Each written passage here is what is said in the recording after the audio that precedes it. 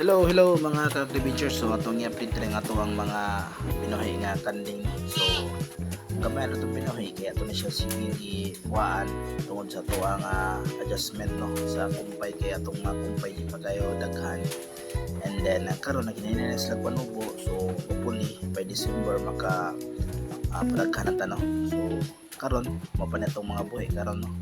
Then sayang lang kay natay mga na matay nga kids no. So tulog ka mo katong na buha karong bulana no. So but still padayon lang kaya punta kay naman tayo mga nakatunan sa to ang mga sipiat no, mga learnings na to. So namutay mga adjustment. But still padayon lang kaya punta dito mawadag mulaom no kay nanam gini pa pumuhi dili man ni permanente nga successful.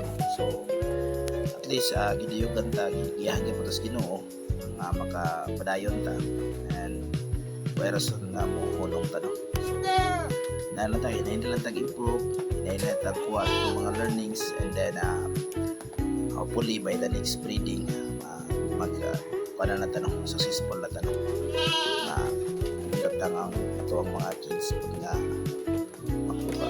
So keep on improving lang ta, keep on learning, and happy good farming.